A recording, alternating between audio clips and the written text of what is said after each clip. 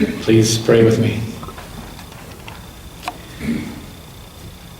May these words that I speak be grounded in my soul, encouraged by the God presence in me. And may these words that you hear be captured by your soul, enlivened by the God presence in you. Amen. There is a story told of identical twins. One was a hope-filled optimist. Everything is coming up roses, he would say. The other was a sad and hopeless pessimist. He thought that Murphy, as in Murphy's Law, was an optimist.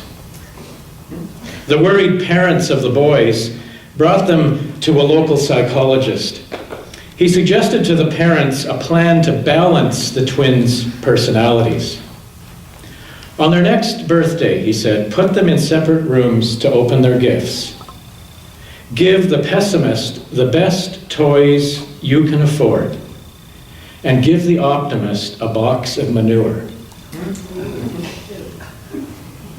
The parents followed these instructions and carefully observed the results.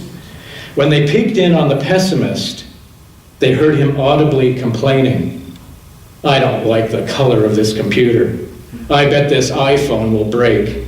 I don't like this game. I know someone who's got a bigger toy car than this one.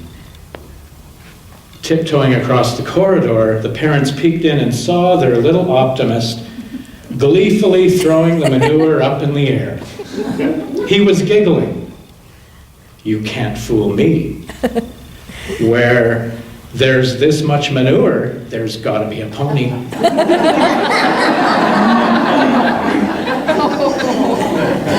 No amount of psychology, good or bad, could itself change these twins.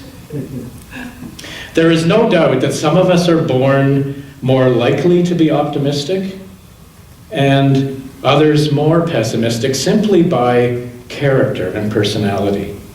But ultimately, optimism is rooted in a sense of gratitude. And gratitude, my friends, is a choice.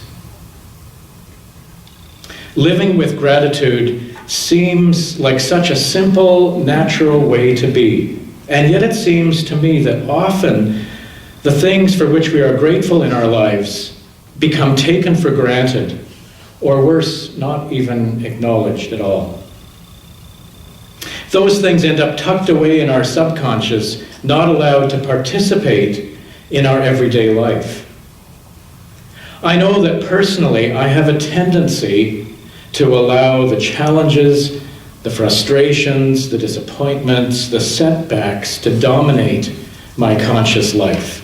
Even though I know that the energy spent in anxiety and worry only diminishes my day-to-day existence.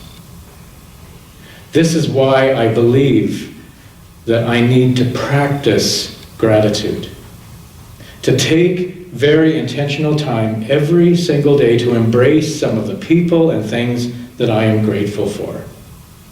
Practicing gratitude is essential, I believe, because as a culture, we have lost the instinct to do this naturally. It is choosing to embody the pure joy of being alive.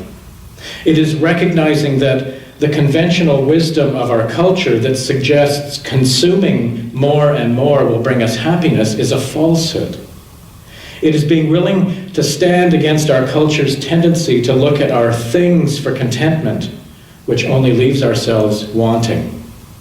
Rather, we are called to embrace unfolding wonder by opening to the gift of life itself in pure, unspoiled gratitude.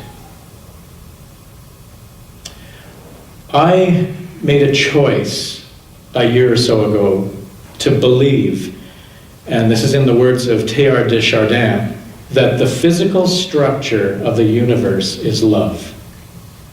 The physical structure of the universe is love. And I chose to believe that, and I choose to believe that because I trust the universe. And I trust the love, or the God Spirit, if you want to call it that is at the very heart of all of life, including me, and including each of you.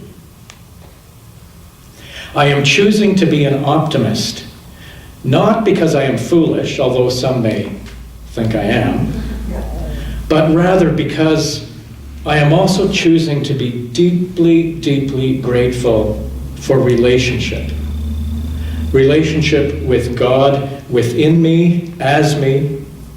Relationship with God among us, as us. And relationship with this universe, with God, beyond all of our comprehension. In the reading this morning, Michael Dowd said, "Gratitude manifests in the midst of everyday life when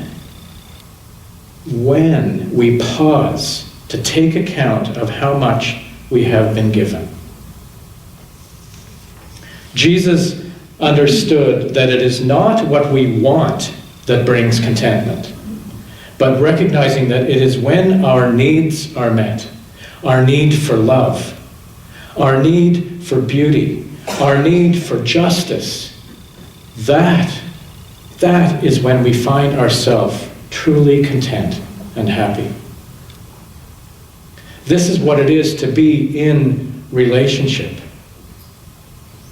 It seems to me that striving for the kingdom of God is all about our everyday, ongoing expression of gratitude. Finding the things to be thankful for regardless of the circumstance.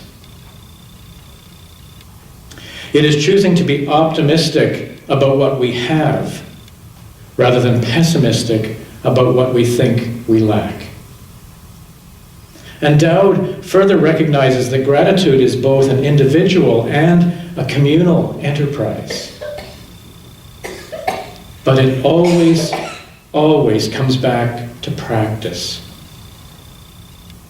With personal or individual gratitude, I have realized that it's not enough to go from occasion to occasion waiting for gratitude to strike me, although that does happen.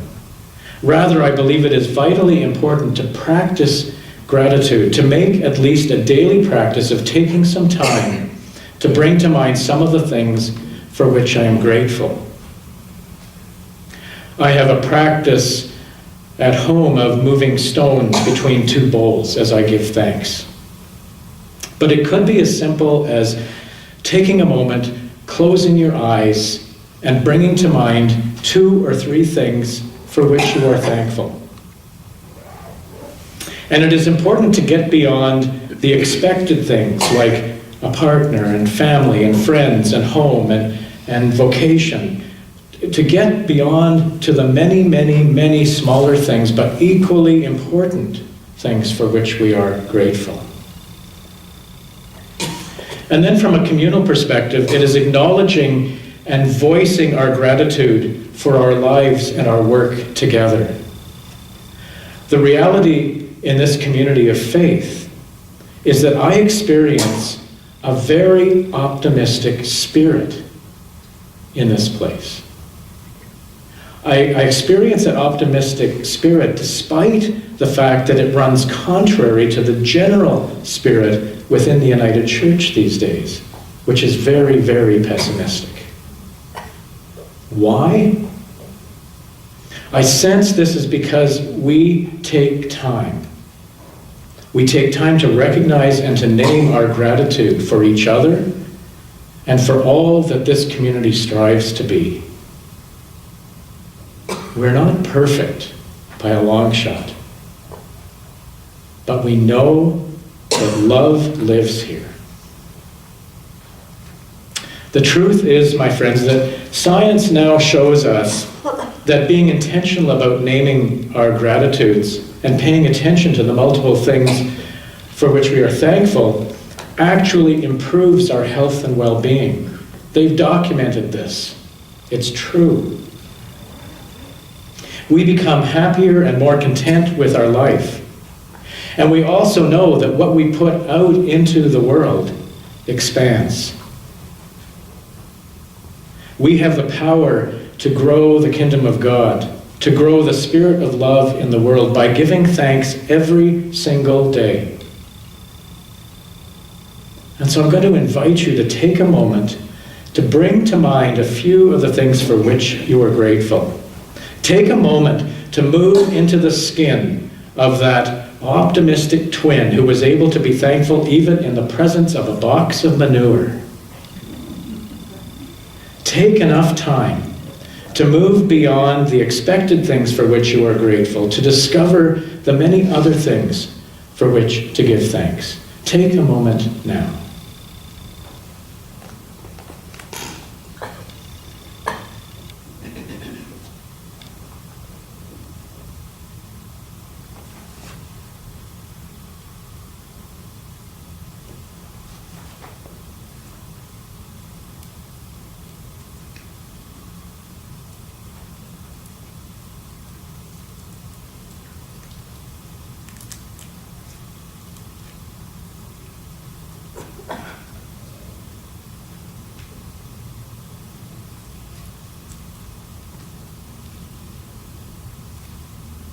And now, like the psalmist we heard this morning, be glad, O people of light. Let your life be impregnated by love's gift. For wherever you dwell, there is beauty. Infinite love is everywhere. May we then be able to proclaim as one loud and thankful voice, thankful be.